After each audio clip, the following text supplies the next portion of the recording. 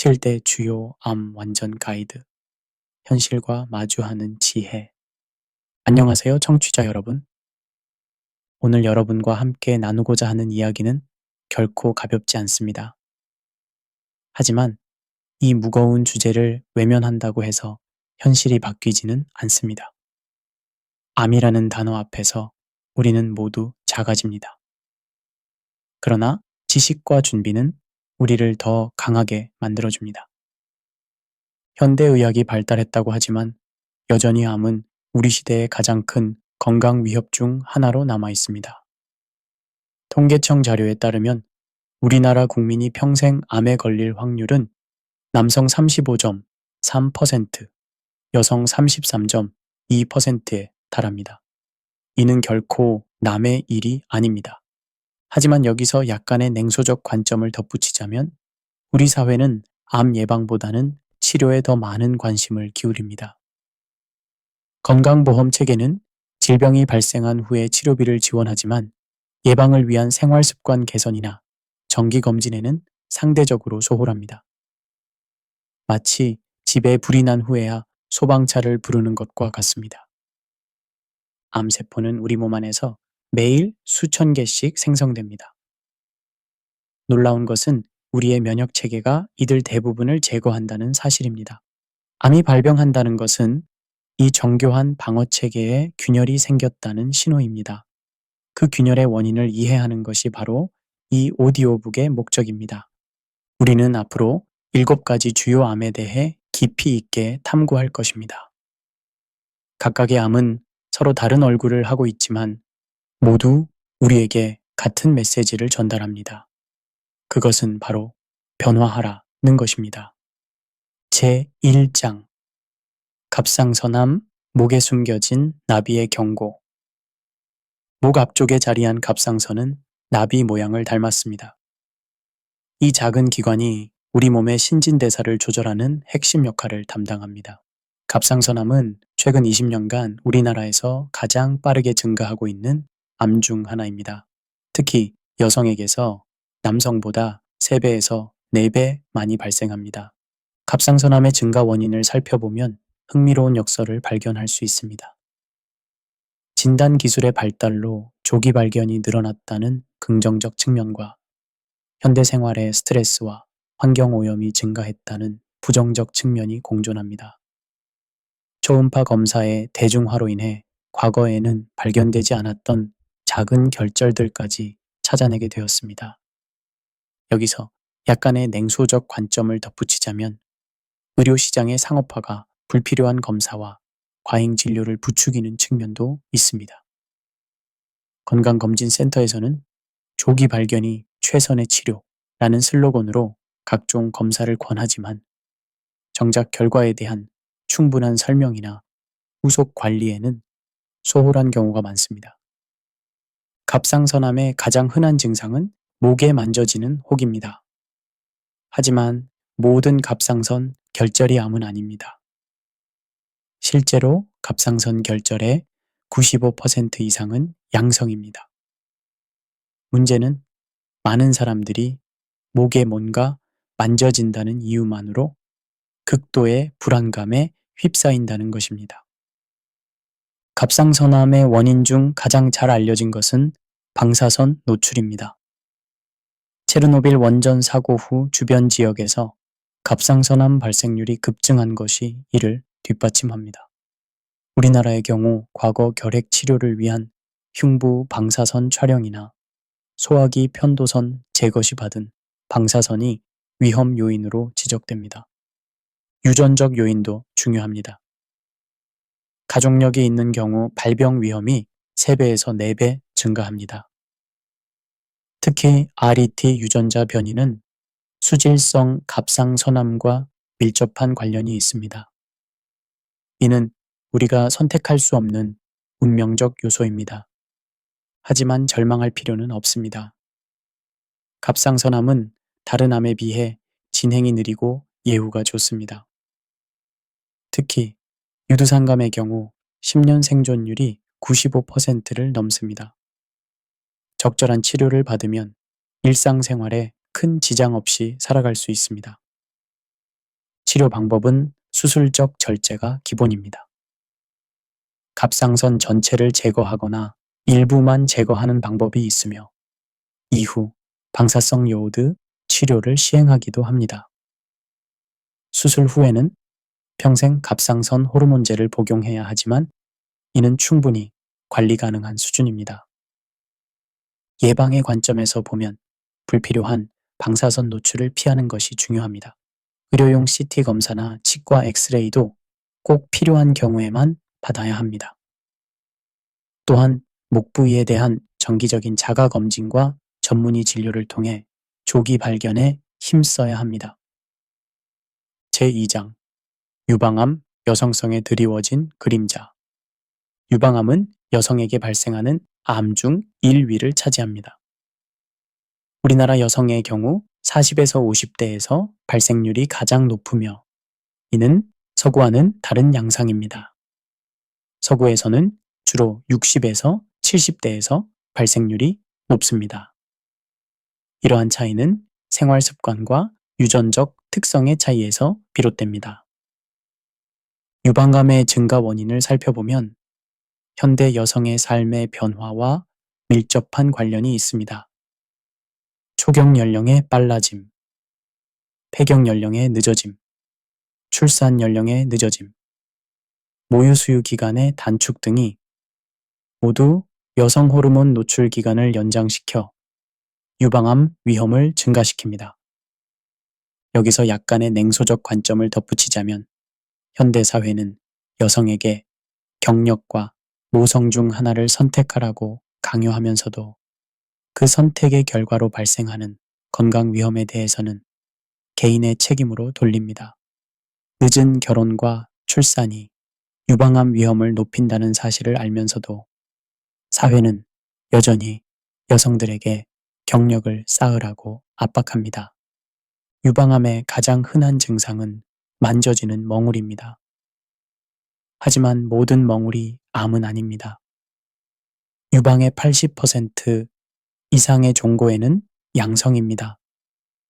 문제는 많은 여성들이 자가검진을 제대로 하지 않거나 뭔가 이상을 느끼면서도 두려움 때문에 병원 방문을 미룬다는 것입니다. 유방암의 위험 요인 중 가장 강력한 것은 BRCA1, BRCA2 유전자 변이입니다. 이 유전자의 변이가 있으면 유방암 발생 위험이 50에서 80%까지 증가합니다. 할리우드 배우 안젤리나 졸리가 예방적 유방절제술을 받은 것도 이 때문입니다. 하지만 이러한 유전자 변이는 전체 유방암의 외서 10%에 불과합니다. 호르몬 요인도 중요합니다. 에스트로겐과 프로게스테론에 장기간 노출되면 유방암 위험이 증가합니다. 이는 피임약 복용, 호르몬 대체요법, 비만 등과 관련이 있습니다. 특히 폐경 후 비만은 지방 조직에서 에스트로겐이 생성되어 위험을 크게 높입니다. 생활습관 요인으로는 음주가 가장 명확한 위험 요인입니다. 하루 한 잔의 알코올도 유방암 위험을 7% 증가시킵니다.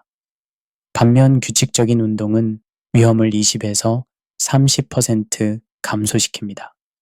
이는 운동이 체중 조절뿐만 아니라 호르몬 수치 조절에도 도움이 되기 때문입니다. 진단 방법으로는 유방 촬영술 혹은 맘모그래피가 표준입니다. 40세 이후에는 1년에서 2년마다 정기적으로 받을 것을 권합니다. 하지만 우리나라 여성의 경우 치밀 유방의 비율이 높아 초음파 검사를 병행하는 것이 좋습니다. 치료 방법은 수술, 항암화학요법, 방사선 치료, 호르몬 치료, 표적 치료 등이 있습니다. 최근에는 유방 보존술의 비율이 증가하고 있으며 재건술 기법도 발달하여 삶의 질을 크게 개선시켰습니다. 조기 발견 시 5년 생존율은 90%를 넘습니다. 하지만 유방암은 단순히 의학적 질병이 아닙니다. 여성성의 상징인 유방을 잃는다는 것은 정체성의 혼란과 우울감을 가져올 수 있습니다. 이에 대한 심리적 지원과 사회적 이해가 필요합니다. 제3장 폐암, 숨속에 숨겨진 죽음의 그림자. 폐암은 전 세계적으로 암 사망률 1위를 차지하는 무서운 질병입니다. 우리나라에서도 남성 암 사망률 1위, 여성 암 사망률 2위를 기록하고 있습니다. 폐암의 가장 큰 특징은 초기 증상이 거의 없다는 것입니다. 이는 폐가 상당히 손상되어도 남은 부분으로 기능을 유지할 수 있기 때문입니다. 폐암 환자의 80% 이상이 흡연과 관련이 있습니다.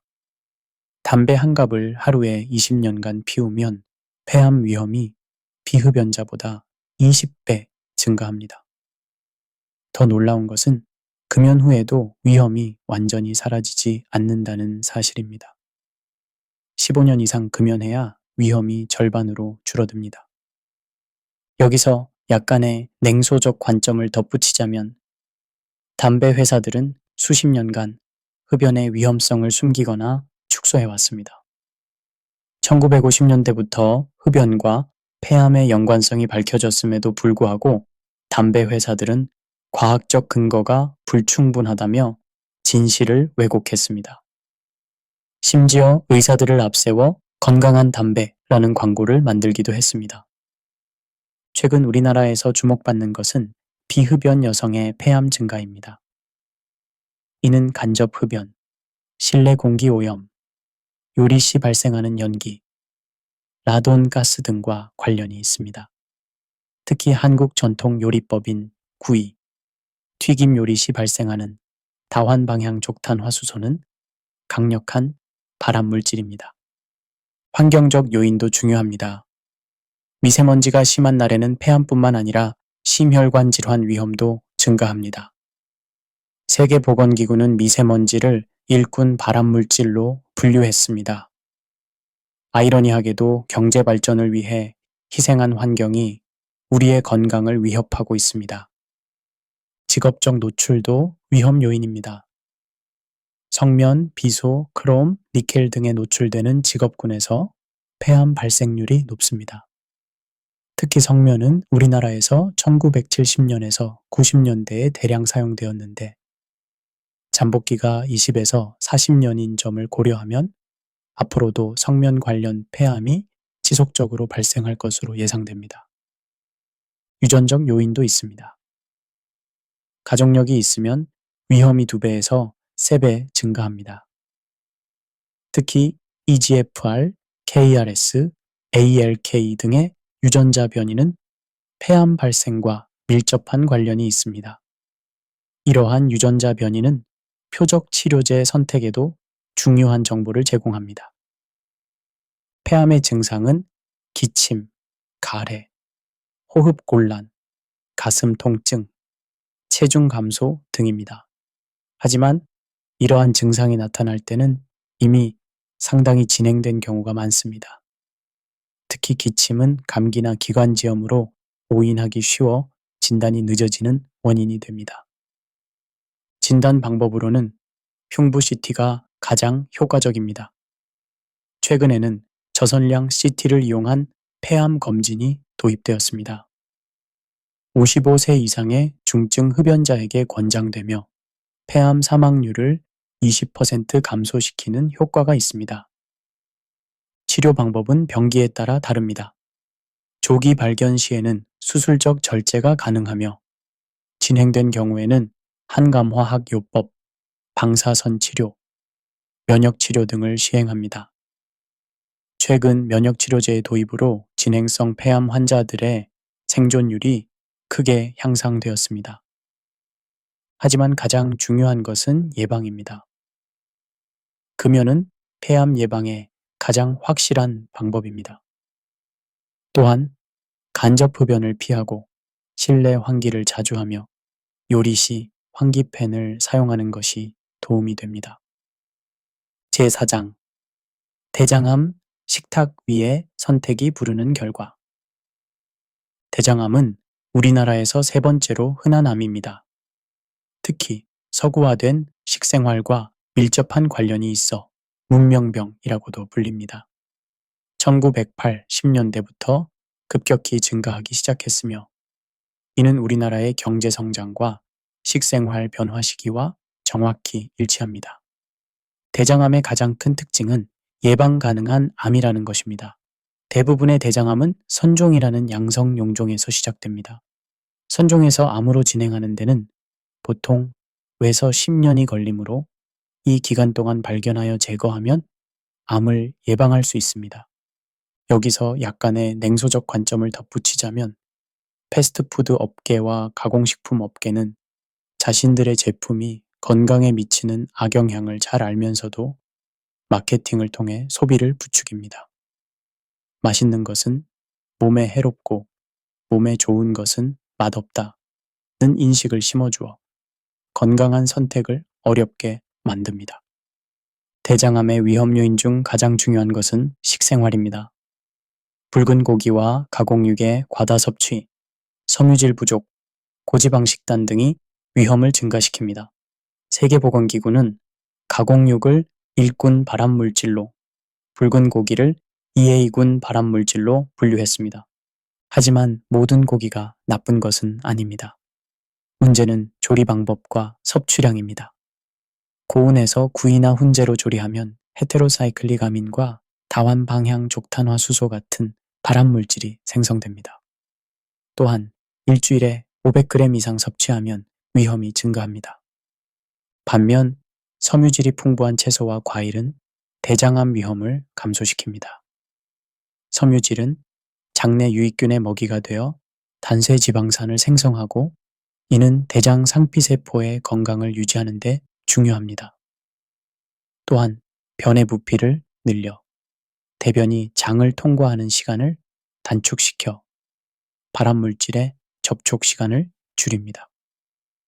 생활습관 요인으로는 운동 부족, 비만, 흡연, 음주 등이 있습니다. 특히 복부 비만은 염증성 사이토카인을 증가시켜 대장암 위험을 높입니다. 반면 규칙적인 운동은 장운동을 촉진하고 면역력을 강화하여 위험을 30% 정도 감소시킵니다. 유전적 요인도 중요합니다. 가족성 선종성 용종증, 린치 증후군 등의 유전 질환이 있으면 대장암 위험이 크게 증가합니다. 또한 염증성 장질환인 궤양성 대장염이나 크론병도 위험 요인입니다. 대장암의 초기 증상으로는 혈변, 변비와 설사의 반복, 복통, 체중 감소 등이 있습니다. 하지만 이러한 증상들은 치질, 과민성 장증 후군 등의 양성 질환에서도 나타날 수 있어 감별이 중요합니다. 가장 중요한 것은 정기적인 검진입니다. 50세부터 5년마다 대장 내시경 검사를 받을 것을 권합니다.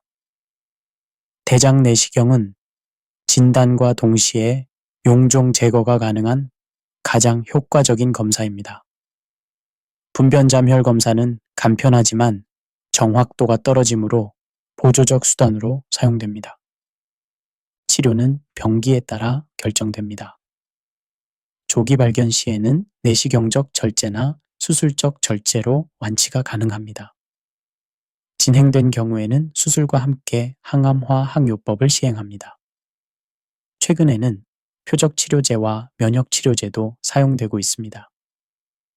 예방을 위해서는 균형 잡힌 식단이 중요합니다.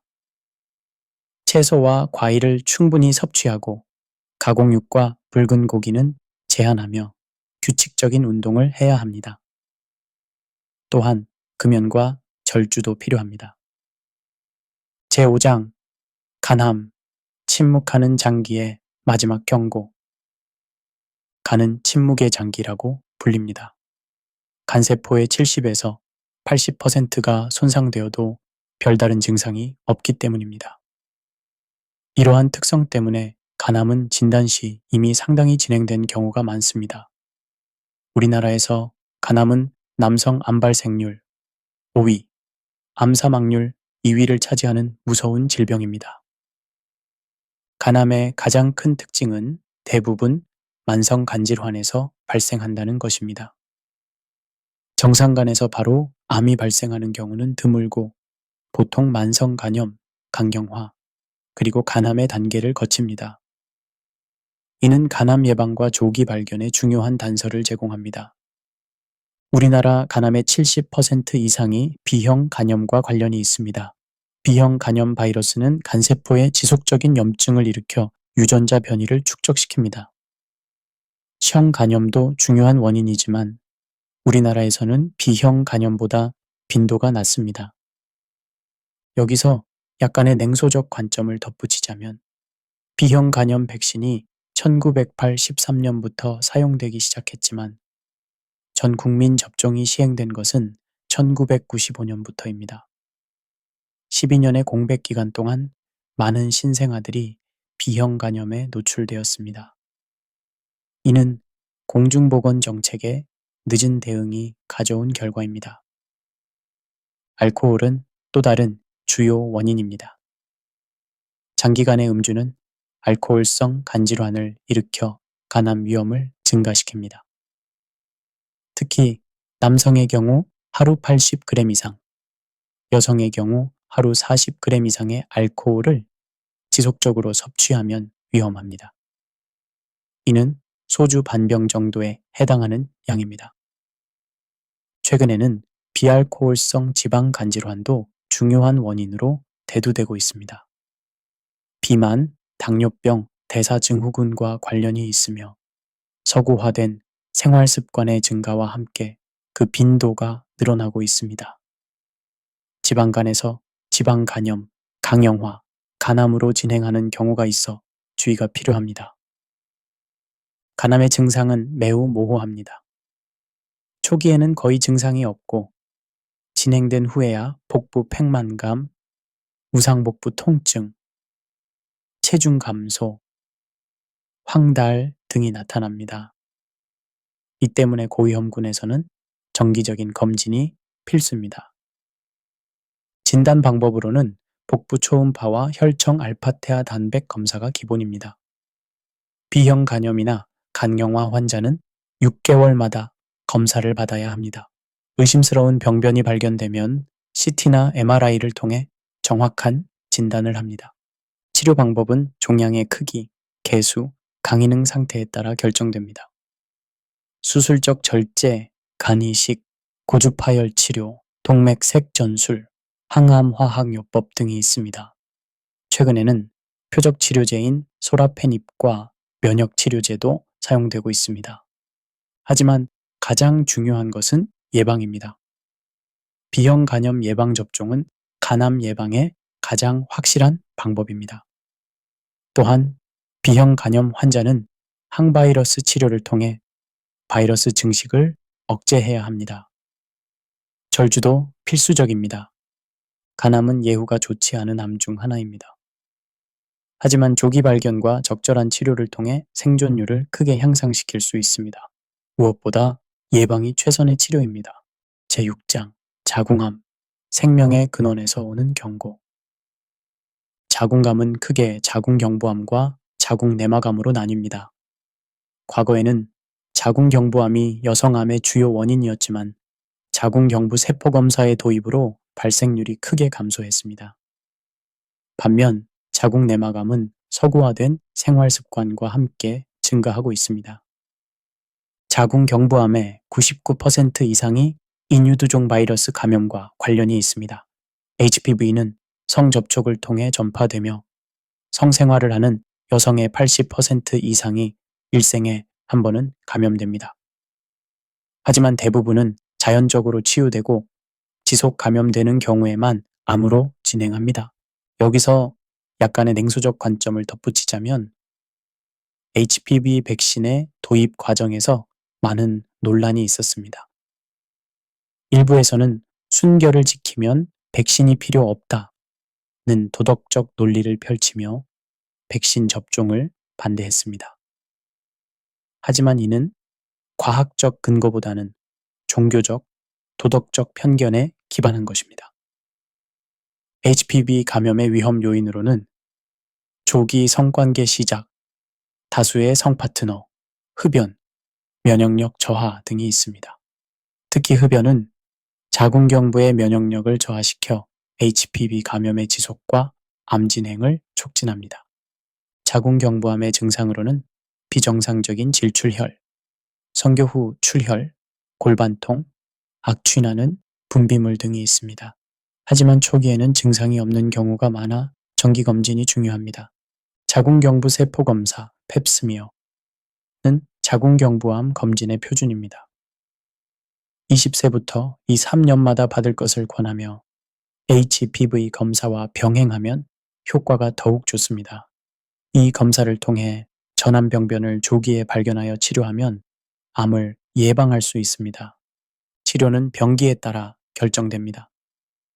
전암병변이나 조기암의 경우 원추절 제술이나 자궁적 출수를 시행합니다. 진행된 경우에는 방사선 치료와 항암화학요법을 병행합니다. 자궁내막암은 자궁 안쪽을 덮고 있는 내막에서 발생하는 암입니다. 주로 폐경 후 여성에게 발생하며 에스트로겐의 장기간 노출이 주요 원인입니다. 비만, 당뇨병, 늦은 폐경, 출산 경험 없음 등이 위험 요인입니다. 자궁내막암의 가장 흔한 증상은 폐경 후 질출혈입니다. 폐경 후 출혈이 있으면 반드시 병원을 방문해야 합니다. 진단을 위해서는 자궁내막 조직 검사가 필요합니다.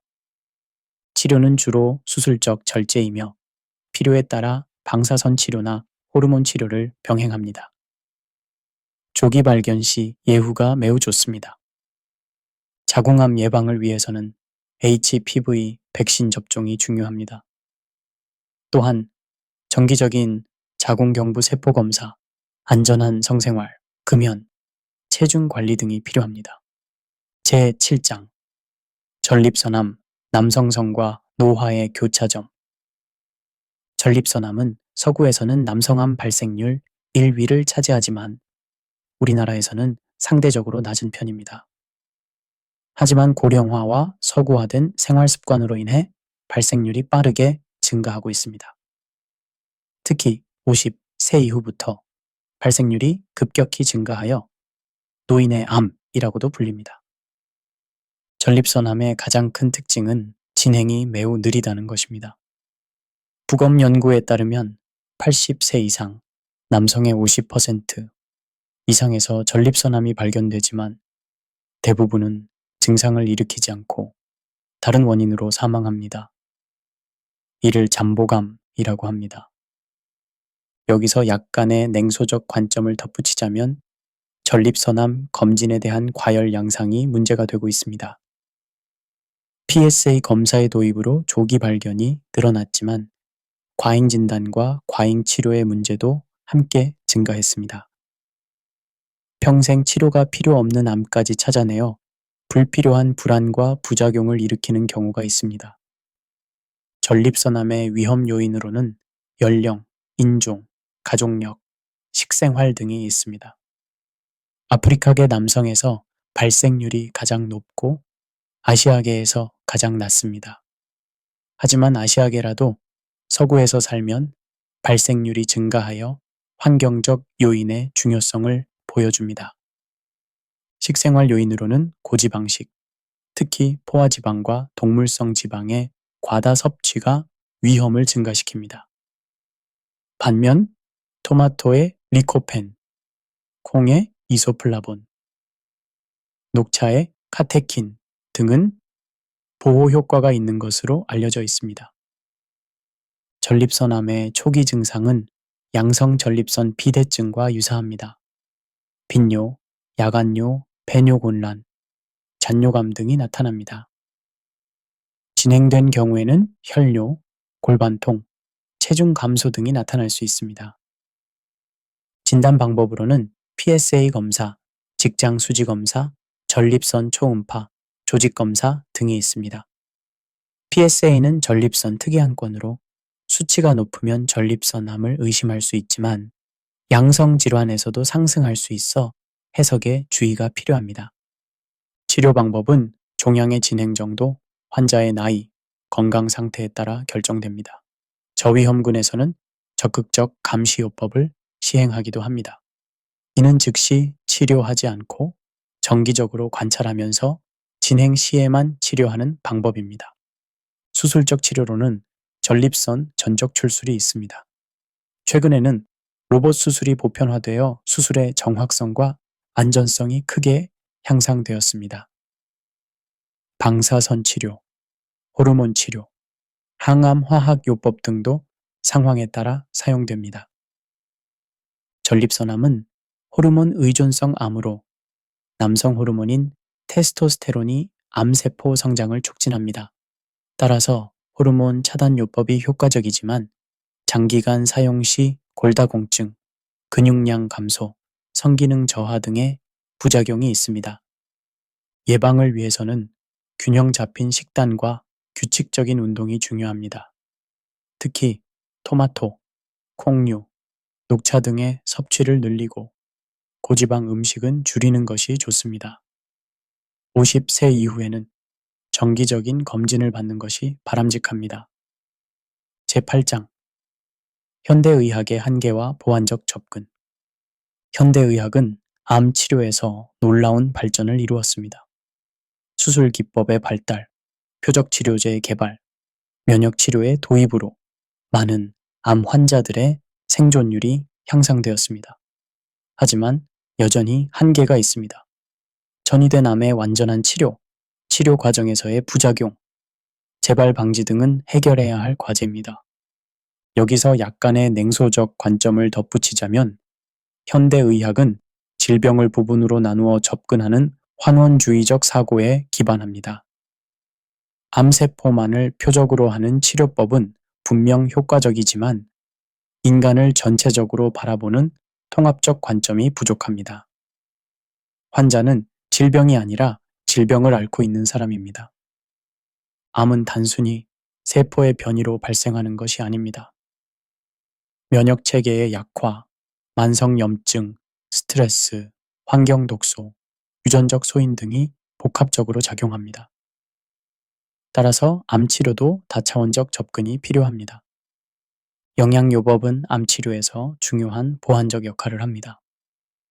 항암식품으로 알려진 브로콜리의 설포라판, 강황의 커큐민, 녹차의 EGCG 등은 실제로 항암 효과가 입증되었습니다. 하지만 이들은 치료제가 아니라 예방과 보조 치료의 개념으로 접근해야 합니다. 운동 치료도 중요합니다. 적절한 운동은 면역력을 강화하고 염증을 감소시키며 치료 과정에서의 부작용을 줄입니다. 특히 유산소 운동과 저항성 운동을 병행하면 암 환자의 삶의 질을 크게 향상시킬 수 있습니다. 스트레스 관리도 필수적입니다. 만성 스트레스는 코티솔 분비를 증가시켜 면역력을 저하시키고 암세포의 성장을 촉진합니다. 명상, 요가, 심호흡 등의 스트레스 완화법이 도움이 됩니다. 수면의 질도 중요합니다. 충분하고 질 좋은 수면은 면역력 강화와 세포 복구에 필수적입니다. 특히 멜라토닌은 강력한 항산화제이자 면역 조절 호르몬으로 암 예방과 치료에 도움이 됩니다. 사회적 지지도 치료 효과에 영향을 미칩니다. 가족, 친구, 의료진의 지지는 환자의 치료 의지를 높이고 스트레스를 줄입니다. 암 환자 지지그룹 참여도 도움이 됩니다. 정신적, 영적 건강도 간과할 수 없습니다. 암 진단은 존재론적 위기를 가져옵니다. 삶의 의미와 목적을 재정립하는 과정이 치유에 중요한 역할을 합니다. 하지만 보완의학을 맹신해서는 안 됩니다. 검증되지 않은 민간요법이나 과장된 광고에 현혹되어 표준 치료를 포기하는 것은 위험합니다. 보완의학은 말 그대로 보완의 역할을 해야 합니다. 제9장 활법, 기의 역학을 통한 치유의 길. 활법은 한의학의 범주에 속하는 것으로 오해받기 쉽지만 실제로는 무술에서 발전한 독자적인 치료 체계입니다. 활은 살린다는 의미이고 법은 방법을 뜻합니다. 즉, 생명력을 되살리는 방법론입니다. 활법의 핵심은 인체를 기의 순환 체계로 바라보는 관점입니다. 현대 과학으로 설명하면 기는 생체 전기, 신경 전달, 혈액 순환, 림프 순환, 호르몬 분비 등을 포괄하는 생명 에너지의 총합입니다. 질병은 이러한 기의 순환에 장애가 생겼을 때 발생합니다. 암의 경우 활법에서는 기체 혈어 상태로 해석합니다. 기의 순환이 막히고 혈액 순환이 원활하지 않아 독소가 축적되고 면역력이 저하된 상태입니다. 이때 활법은 막힌 기를 소통시키고 혈액 순환을 개선하여 인체의 자연 치유력을 활성화시키는 것을 목표로 합니다. 여기서 약간의 냉소적 관점을 덧붙이자면 기의 개념은 과학적으로 명확히 증명되지 않았습니다. 하지만 이것이 효과가 없다는 의미는 아닙니다. 플라세보 효과라고 무시하기에는 수천 년간 축적된 경험적 증거가 너무 많습니다. 현대 과학이 아직 설명하지 못하는 것이 존재하지 않는다고 단정할 수는 없습니다. 활법의 진단법은 독특합니다. 맥진을 통해 기혈의 상태를 파악하고 관찰을 통해 전체적인 기의 흐름을 판단합니다. 특히 안색, 눈빛, 자세, 걸음걸이 등에서 기의 상태를 읽어냅니다. 활법에서 중요하게 여기는 것은 환자의 전체적인 상태입니다. 단순히 암세포만을 보는 것이 아니라 왜 그 사람에게 암이 발생했는지, 어떤 생활 패턴과 심리적 상태가 질병을 유발했는지를 종합적으로 고려합니다. 정신적, 감정적 요소도 중요합니다. 활법에서는 칠정, 즉 기쁨, 분노, 우울, 사려, 슬픔, 공포, 놀람 등이 균형을 이루면 기의 흐름이 막힌다고 봅니다. 특히 만성적인 분노나 우울은 간의 길을 막아 혈액순환을 저해합니다. 활법 치료를 받을 때는 몇 가지 주의사항이 있습니다. 첫째, 반드시 전문가에게 받아야 합니다. 잘못된 시술은 오히려 해가 될 수 있습니다. 둘째, 급성기나 중증 상태에서는 피해야 합니다. 셋째, 현대의학적 치료와의 상호작용을 고려해야 합니다. 활법의 효과는 즉각적이기보다는 점진적입니다. 인체의 자연 치유력을 활성화시키는 과정이므로 시간이 걸립니다. 하지만 꾸준히 적용하면 체력 증진, 면역력 강화, 삶의 질 향상 등의 효과를 기대할 수 있습니다. 현대의학과 활법의 결합은 암치료의 새로운 패러다임을 제시합니다. 서로 다른 관점에서 인체를 바라보는 두 시스템이 만나면 더욱 완전한 치유가 가능할 것입니다. 결론, 삶과 죽음 사이의 지혜. 암이라는 단어 앞에서 우리는 모두 겸손해집니다. 과학의 발달에도 불구하고 여전히 정복하지 못한 영역이 존재한다는 사실은 인간의 한계를 깨닫게 합니다. 하지만 이것이 절망의 이유는 아닙니다. 오히려 더욱 지혜롭게 살아가야 할 이유입니다. 우리가 지금까지 살펴본 7가지 주요 암들은 각각 다른 메시지를 전달합니다. 갑상선암은 작은 변화도 놓치지 말라고 하고, 유방암은 자신의 몸을 사랑하라고 합니다. 폐암은 맑은 공기의 소중함을, 대장암은 올바른 식습관의 중요성을 알려줍니다. 간암은 절제의 필요성을, 자궁암은 예방의 힘을, 전립선암은 나이 들매 지혜를 가르쳐줍니다. 하지만 가장 중요한 메시지는 지금 이 순간을 소중히 여기라는 것입니다. 건강할 때는 건강의 소중함을 모릅니다. 젊을 때는 시간의 유한함을 깨닫지 못합니다. 암이라는 위기는 역설적으로 삶의 참된 가치를 발견하게 합니다. 예방이 최선의 치료라는 말은 진부하지만 진실입니다. 하지만 예방은 단순히 금연, 금주, 운동만을 의미하지 않습니다. 스트레스 관리, 인간관계 개선, 삶의 목적 발견, 정신적 평화 등 총체적인 웰빙을 추구해야 합니다. 현대의학과 전통의학, 서양의학과 동양의학, 과학과 철학이 만나는 지점에서 진정한 치유가 시작됩니다. 어느 한쪽만으로는 불완전합니다. 인간은 육체만으로 이루어진 존재가 아니라 정신과 영혼을 가진 통합체이기 때문입니다. 활법에서 추구하는 기의 조화는 단순한 치료법이 아니라 삶의 철학입니다. 자연과 조화를 이루고 내면의 평화를 찾으며 타인과 더불어 살아가는 것이 진정한 건강입니다. 암과의 싸움에서 가장 중요한 무기는 두려움이 아니라 사랑입니다. 자신에 대한 사랑, 가족에 대한 사랑, 삶에 대한 사랑이 치유의 원동력이 됩니다. 성경은 이렇게 말합니다. 사랑 안에 두려움이 없고 온전한 사랑이 두려움을 내쫓나니 두려움에는 형벌이 있음이라. 두려워하는 자는 사랑 안에서 온전히 이루어지지 아니하였느니라. 요한일서 4장 18절. 암이라는 어둠 속에서도 희망의 빛을 잃지 않는 것. 그것이 우리가 배워야 할 가장 큰 지혜입니다. 여러분께 이 긴 여정을 함께 해주셔서 진심으로 감사드립니다. 이 오디오북이 여러분의 건강한 삶에 작은 도움이 되기를 바랍니다. 더 많은 건강 정보와 지혜를 나누고 싶으시다면 저희 유튜브 채널을 구독해 주시기 바랍니다. 여러분의 건강과 행복을 위해 계속해서 좋은 콘텐츠로 찾아뵙겠습니다. 감사합니다.